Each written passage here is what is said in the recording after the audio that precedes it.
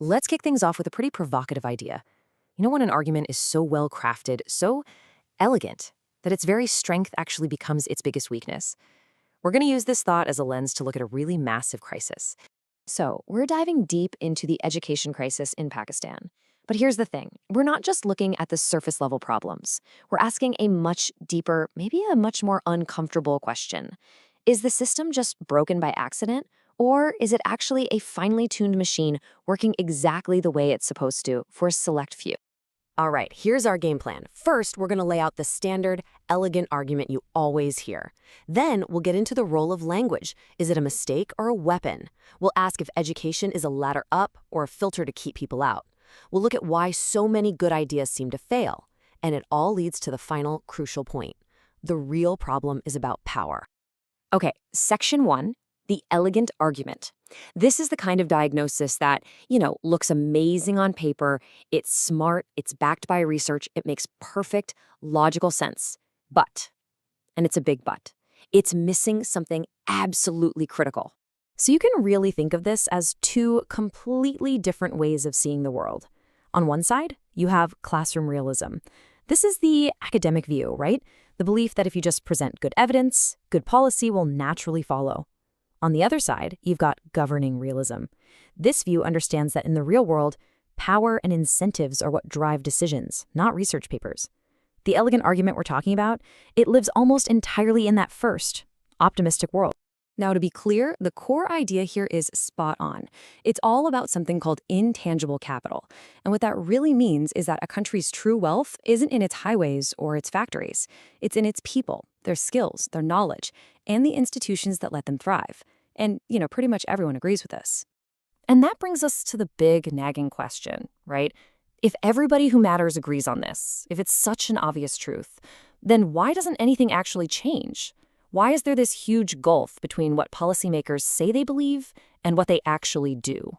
This leads us right into our second section, and the first major crack in that elegant argument, language, specifically the role of English. Now, the story we usually hear is that trying to teach young kids in English is just, a well-intentioned mistake. But what if it's not a mistake at all? Look, the standard argument here is rock solid. All the research, all the evidence tells us the same thing.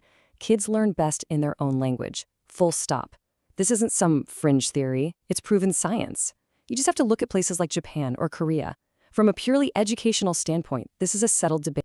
So if the science is so clear and the evidence is overwhelming, why ignore it? What's the piece of the puzzle that this beautiful, logical argument is fatally missing? This is where the whole thing gets turned on its head. There's the mistake view, which says using English is just a bad teaching strategy. But then there's the weapon view, and this says it's not a mistake in the slightest. It's a tool, a filter, deliberately used to protect the privileges of the elite by making it harder for everyone else to compete. And that idea, the idea of a filter, it really forces us to ask a much bigger question about the whole system itself. Is the point of education to be a ladder that anyone can climb? Or is it to be a filter that intentionally keeps most people out? The diagnosis that comes back is just brutal. The system isn't designed as a massive project to educate everyone. It's designed as a tiny, narrow ladder for a select few to get the top jobs. Its main purpose isn't learning. It's sorting. Now, the typical way people explain this is to say, oh, it's a bug in the system, a leftover from colonial times, or it's just social inertia or bad incentives. They see it as an unfortunate flaw, an accident of history. But the counter-argument is chillingly simple. Sorting isn't a bug. It's a feature. It is the whole point. And that changes everything. This system isn't broken. It's working perfectly for the people it was designed to serve. Okay, so if you accept that this system is designed to sort, not to teach, then a lot of other things suddenly start to make sense, like why all these brilliant evidence-based ideas for fixing education just fail time and time again. I mean, look at these steps. They come from the smartest people in the field, from top research labs. And they're simple, right? Teach kids at the level they're actually at. Focus on the basics, measure what they're learning. And when you test these ideas in small pilot programs, man, they work like a charm. The results are incredible. So again, we have to ask, if we know what works, if we have the blueprint, why can't we make it work for everyone? What keeps hitting the brakes when we try to go from a small pilot to a nationwide system? Well, here are the roadblocks. And surprise, surprise, it's not about textbooks or teaching methods. It's about raw politics. Teacher unions push back against anything that looks like accountability. Local elites don't want standardized systems. And most importantly, the job market still values the signal of an English language degree more than actual skills. The conclusion is stark. Good teaching ideas can't win a fight against politics. And all of this, every single thread we've pulled on, leads us to one place: the real problem. The thing that underpins everything else: power. It's the one issue that the entire elegant debate seems perfectly designed to avoid talking about. Seriously, think about it. In all these discussions about curriculum, teacher training, funding, and language, what's the one thing nobody ever seems to mention?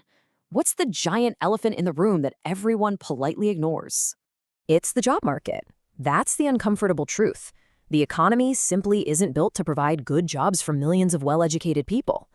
Employers, and this includes the government itself, don't hire based on what you can do, but on signals: what school you went to, who you know, what class you're from. And as long as that's the reality, parents are going to do the rational thing: chase the English language signal for their kids, because that's what punches their ticket. So that brings us right back to where we started. Do we have a design problem, a broken system that just needs some clever technical fixes and more data? Or do we have a power problem, a system that is working perfectly for the elites who control it and who will never, ever allow any change that threatens their position? All the evidence we've seen points to power. So in the end, it's not that Pakistan lacks the knowledge of how to fix education. It has the knowledge. The solutions are out there. What it lacks is the courage to democratize that knowledge, to build a system that truly gives everyone a fair shot. It's not a question of what to do. It's a question of who has the power to get it done.